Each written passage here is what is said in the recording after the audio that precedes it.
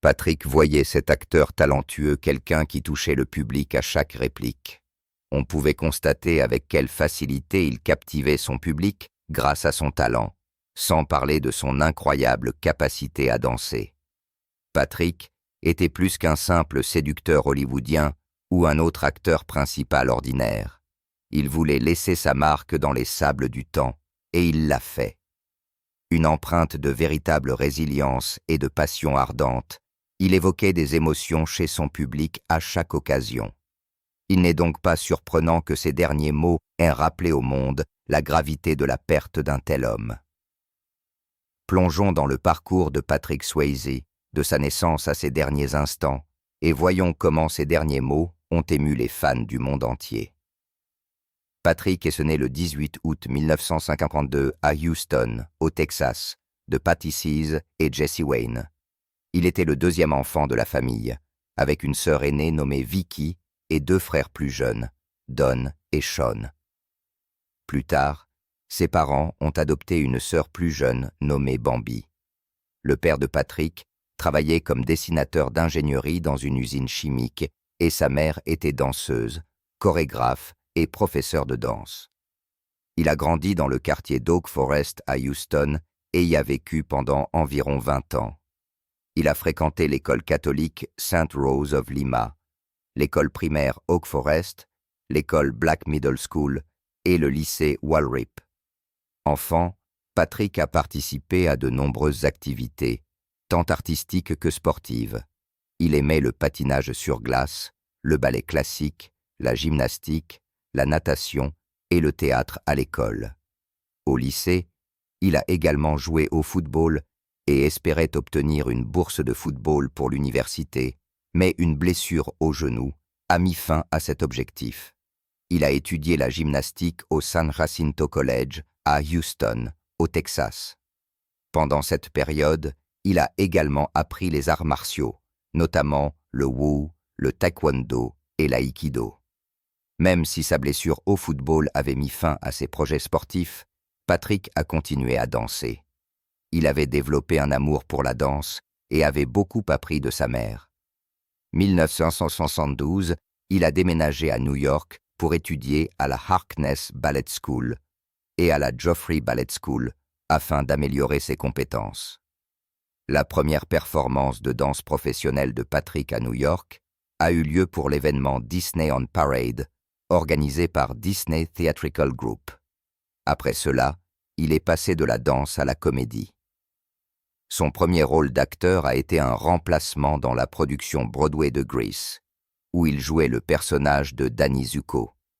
Mi-juin 1975, Patrick a épousé Lisa Niemi.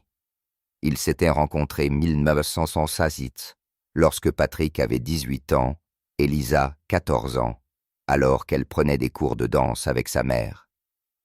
4 ans plus tard, 1969, Patrick a fait ses débuts au cinéma, tant Case, dans Skate Town, USA. Il a également joué le rôle du soldat Sturgis dans l'épisode Blood Brothers de MASH 1981. La même année, il est apparu dans le film Return of the Rebels avec Barbara Eden. 2 ans plus tard, il a eu un petit rôle dans la brève série télévisée The Renegades, où il jouait Bandit, un chef de gang. Cette ascension progressive dans le métier d'acteur semblait être le début de grandes choses, mais une tragédie a frappé, ce qui a rendu difficile pour le jeune Patrick d'apprécier pleinement cette ascension vers la célébrité à l'époque. Le père de Patrick est décédé au début des années 1980 et Patrick était à peine âgé d'une trentaine d'années, marié depuis à peine quelques années. Il était clair que la perte de l'une des figures les plus importantes de sa vie l'avait profondément affecté, et il est devenu encore plus évident à quel point la douleur était profonde lorsqu'il a commencé à boire beaucoup. Mais étonnamment, cela n'a pas ralenti sa carrière. On pourrait peut-être affirmer que l'humilité de Patrick a joué un rôle majeur dans la stabilité de sa carrière, car il comprenait qu'il ne faisait que commencer à grandir et qu'il était prompt à accepter de nombreux petits rôles à la télévision. Cela a montré aux décideurs d'Hollywood qu'il avait plus que du talent pour devenir une grande star. Sa première grande chance est venue lorsqu'il a été choisi pour jouer le rôle du frère aîné des acteurs Thomas Howell et Rob Lowe dans le film The Outsiders, sorti au début des années 1980. Après ce rôle, Patrick a été davantage reconnu par les grands noms d'Hollywood. Il a ensuite joué le rôle d'un entraîneur du corps des marines dans le film de sauvetage au Vietnam Uncommon Valor, aux côtés de Gene Hackman. Au milieu des années 1980, 3 de ses co-stars de The Outsiders l'ont rejoint dans le film Red Dawn, dans lequel figurait également Jennifer Grey.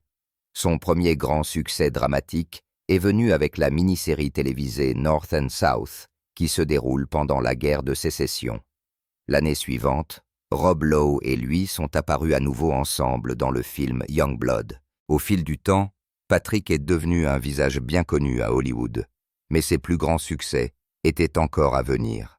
Patrick et Jennifer Grey ont joué dans ce drame romantique et film de danse sorti à la fin des années 1980. À l'époque, il s'agissait d'un film américain à petit budget, écrit par Eleanor Bergstein, produit par Linda Gottlieb et réalisé par Emile Ardolino. L'histoire suivait une jeune femme nommée Frances Baby Houseman, qui tombe amoureuse d'un professeur de danse nommé Johnny Castle dans un centre de vacances. Patrick jouait le rôle principal masculin. Sa formation et son expérience de danseur professionnel ont été une des principales raisons pour lesquelles il a été choisi pour ce rôle. Le réalisateur Emile Ardolino voulait des acteurs qui sachent à la fois danser et jouer afin de ne pas avoir besoin de doublure, ce qui était souvent le cas dans les films de danse à l'époque. Patrick, qui était au milieu de la trentaine, était déjà un artiste expérimenté. Il était apparu dans le film Grandview, USA au milieu des années 1980, et avait déjà travaillé avec Jennifer dans le film Red Dawn. Les cinéastes savaient qu'ils avaient de la chance de l'avoir rejoint le projet. Lorsque Patrick a lu le scénario, il s'est immédiatement identifié au personnage de Johnny Castle et a voulu lui donner vie à l'écran. Étonnamment, le partenariat harmonieux et professionnel que les cinéastes attendaient entre Patrick et Jennifer n'était pas réel au début. Elle n'était pas satisfaite lorsque Patrick a été choisi pour le rôle principal. Peu de gens savaient qu'ils avaient eu du mal à travailler ensemble lors de leur précédent film. Cependant, tout a changé lors de leur essai de danse à l'écran. Leur connexion et leur énergie sur la piste de danse étaient si fortes que l'auteur Eleanor Bergstein l'a décrit comme époustouflant. Le film est devenu un moment clé dans la carrière de Patrick et dans l'histoire d'Hollywood. Sa performance impressionnante lui a valu une nomination pour un Golden Globe. Dirty Dancing est devenu le premier film à vendre plus d'1 million d'exemplaires vidéo personnels et a rapporté des centaines de millions de dollars dans le monde entier. L'histoire a ensuite été recréée sous de nombreuses formes, notamment des séries télévisées, des productions théâtrales directes et même des jeux informatiques. Plus d'être acteur et danseur, Patrick a également participé à l'écriture et à l'interprétation d'une chanson intitulée « She's Like the Wind » pour la bande originale du film. Il a déclaré que sa femme Lisa l'avait inspiré pour cette chanson.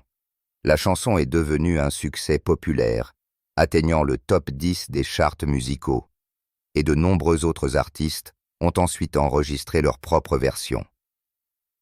Après Dirty Dancing, Patrick est devenu très recherché et est apparu dans de nombreux films de la fin des années 1980 aux années 1990.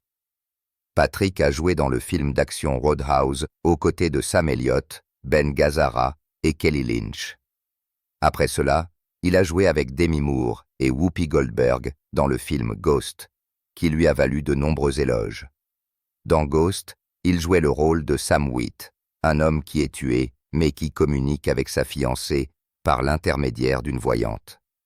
Sa performance a montré qu'il était capable d'assumer des rôles émotionnels profonds, prouvant qu'il était un acteur polyvalent capable de donner vie à des personnages complexes. Ce rôle a été considéré comme son premier rôle principal majeur. Ghost a été nominé pour l'Oscar du meilleur film et Patrick a reçu une autre nomination aux Golden Globes pour son jeu d'acteur. Le film est devenu le film le plus rentable de 1990 et a été pendant un certain temps le 4e film le plus rentable de l'histoire. Patrick a fait face à un autre chagrin d'amour à la maison lorsque sa femme a fait une fausse couche. La perte a été si difficile qu'ils ont décidé de ne plus essayer d'avoir des enfants. Au lieu de cela, ils ont consacré leur temps à s'occuper de leur ranch, qui était rempli de chiens, de chevaux et de bétail.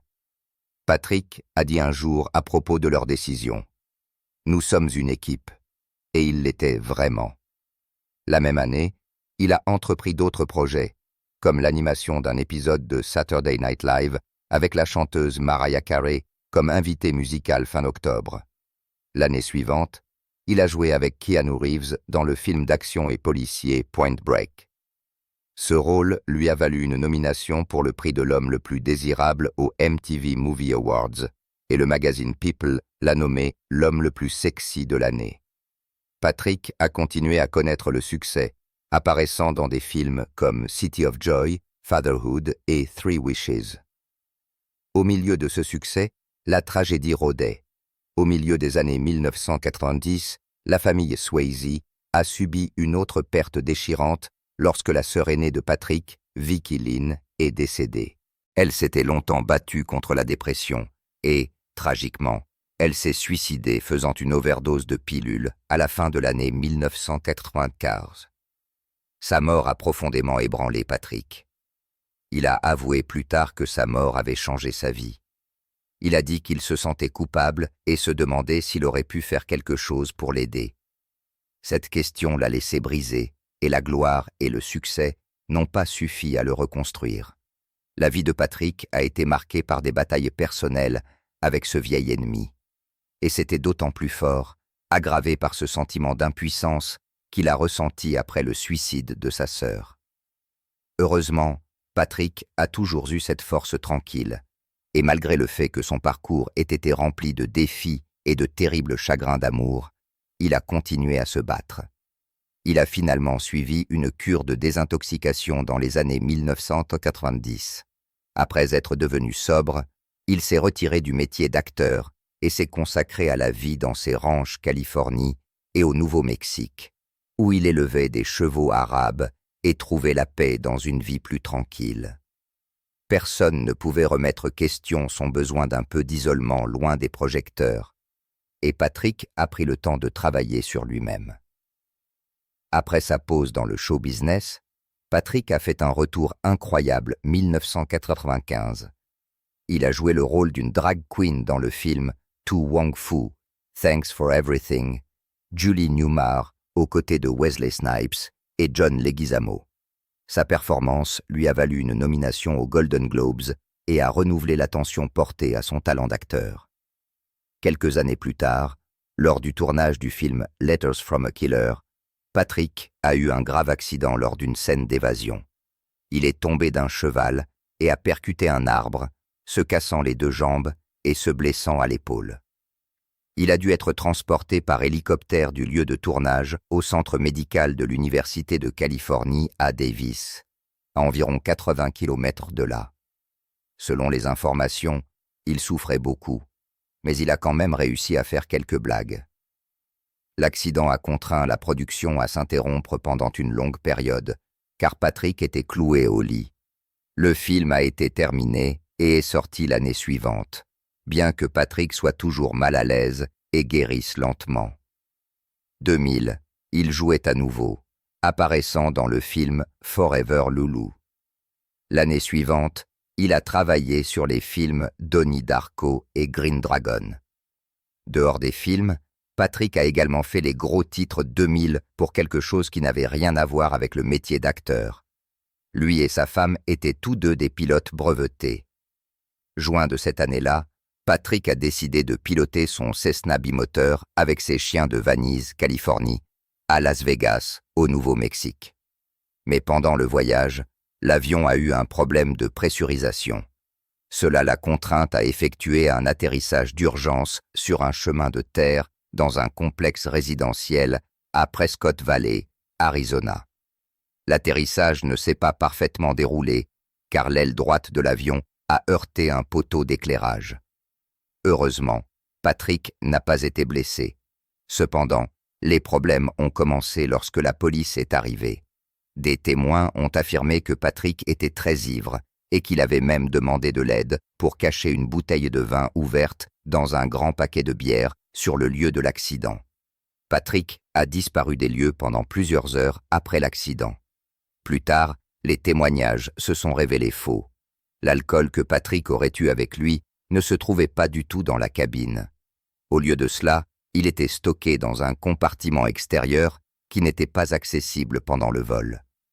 Le rapport de police indiquait que la cause probable de l'accident était la déficience physique de Patrick due à plusieurs facteurs, notamment l'inhalation de monoxyde de carbone provenant de l'échappement du moteur de l'avion, le monoxyde de carbone provenant du tabagisme excessif et la perte d'une partie de la pressurisation de la cabine de l'avion. Ensemble, ces éléments ont provoqué une hypoxie, c'est-à-dire un manque d'oxygène dans le corps.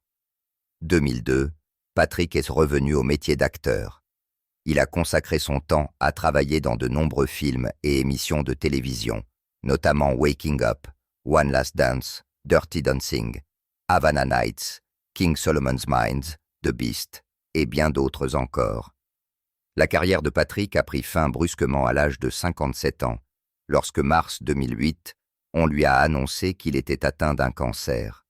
Sa femme, Lisa Niemi, a raconté comment cela avait commencé. Un jour, Patrick lui a demandé « Mes yeux ont-ils l'air jaunes ?» Il avait des problèmes d'estomac et des douleurs qui ne voulaient pas disparaître, mais c'est la couleur jaune de ses yeux qui les inquiétait le plus. Patrick a suggéré qu'ils aillent chez le médecin la semaine suivante, mais Lisa a insisté pour qu'ils y aillent dès le lendemain. Lorsque le médecin l'a vu, il les a immédiatement envoyés passer un scanner. Ils ont attendu une journée entière les résultats du Stanford University Medical Center. C'est alors que le médecin leur a doucement demandé « Avez-vous déjà entendu parler du cancer du pancréas ?» Lisa a admis qu'elle ne savait pas grand-chose, mais Patrick, lui, oui. Il a subi une intervention spéciale pour confirmer le diagnostic. Lisa était déjà au courant de la nouvelle, mais ne lui a rien dit pendant qu'il se remettait de l'intervention. Plus tard, lorsque le médecin s'est entretenu directement avec lui, Patrick l'a regardé et a dit « Je suis un homme mort ». Bien que de nombreux médecins leur aient donné peu d'espoir, Patrick et Lisa ont décidé de se battre. Lisa a écrit plus tard dans ses mémoires qu'il se qualifiait d'optimiste réaliste. Il croyait au miracle et se battrait aussi longtemps que son corps le supporterait. Juillet, Patrick a parlé publiquement de sa maladie et s'est exprimé avec espoir. Il a déclaré que ses traitements fonctionnaient, qu'il buvait des jus de fruits frais tous les jours et qu'il se sentait comme un miracle. Lisa pensait qu'il aurait préféré que cela reste privé, mais il a continué à travailler, allant même jusqu'à filmer une série télévisée complète, tout suivant une chimiothérapie le week-end. Son annonce publique a attiré l'attention sur le cancer du pancréas, une maladie difficile à détecter précocement, qui a l'un des taux de survie les plus bas et qui est très difficile à traiter. Septembre 2008, Patrick a fait une apparition surprise lors de l'émission Stand Up to Cancer. Il a encouragé les gens à faire des dons pour la recherche sur le cancer et a prononcé un discours sincère, disant qu'il rêvait d'un jour où le mot guérison ne serait pas suivi des mots « c'est impossible ». Sa voix et son plaidoyer ont contribué à sensibiliser le public à la maladie. Patrick a continué à travailler jusqu'au 9 janvier 2009. À ce stade, Patrick est tombé malade d'une pneumonie et a dû être hospitalisé. Les médecins ont expliqué que la pneumonie était un effet secondaire des traitements de chimiothérapie qu'il avait suivis. Quelques mois plus tard, ils ont découvert que le cancer, qu'ils avaient traité auparavant, s'était propagé à son foie. Beaucoup de gens pensaient que les longues années de tabagisme de Patrick avaient joué un rôle important dans l'aggravation de son état de santé. Patrick lui-même a admis « Je vais même jusqu'à dire que le tabagisme a probablement quelque chose à voir avec mon cancer du pancréas. » Même s'il avait souvent l'air bonne santé et forme, il avait été un grand fumeur pendant environ 4 décennies, fumant environ 60 cigarettes par jour. Les experts affirment qu'environ 1/3 de tous les cas de cancer du pancréas sont liés au tabagisme. Après un certain temps, il est devenu évident que Patrick était train de perdre sa bataille contre le cancer qui avait envahi son corps. Lorsque Patrick a appris que sa maladie avait atteint son stade final, il a commencé à se retirer lentement de la vie publique. Il a choisi de ne pas organiser d'événements d'adieu, de ne pas faire d'annonces à la presse et de ne pas façonner son image de combattant héroïque contre le cancer. Lors d'une promenade avec sa famille dans le ranch du Nouveau-Mexique, Patrick a regardé au loin, avec des yeux pleins d'espoir mais tristes, et a dit « Je veux vivre ». C'était comme si l'homme plaidait sa cause auprès du gardien des âmes pour avoir plus de temps. Mais cela ne devait pas être. Sa femme, Lisa Niemi, a partagé dans son livre « Worth Fighting For » des détails sur ses derniers jours. Elle a écrit « Mes derniers mots à Patrick ont été « Je t'aime » et ce furent ses derniers mots pour moi. Après que je l'ai ramené à la maison, les choses se sont enchaînées rapidement. J'ai chéri notre temps passé seul, à lui tenir la main, à écouter de la musique, à dormir avec mon bras autour de lui et ma tête sur son épaule, sans rien dire du tout. Un tranquille lundi matin de mi-septembre, j'ai regardé son visage et j'ai écouté les doux et minuscules respirations qu'il prenait. Il y avait quelque chose de délicat et d'enfantin là-dedans. Je savais que le moment était venu. Patrick est décédé à la mi-septembre de l'année 2009. Son corps a été incinéré et ses cendres ont été dispersées sur son ranch au Nouveau-Mexique. Il avait 57 ans, n'avait pas d'enfant et avait passé 34 années heureuses avec Lisa. Lisa a déclaré que les derniers mots de Patrick avaient été « Je t'aime » avant qu'il ne sombre dans un coma profond et ne décède 3 jours plus tard. Ce moment n'avait pas besoin d'être mis scène, seulement chéri par les souvenirs et honoré dans le silence.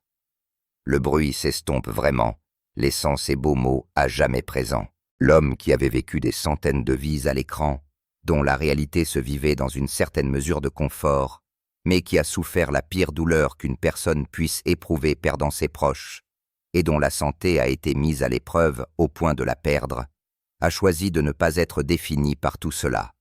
Au lieu de cela, il a choisi de laisser un message d'amour au monde. C'est ainsi que Patrick Swayze a laissé cette marque indélébile que le temps ne pourra jamais effacer.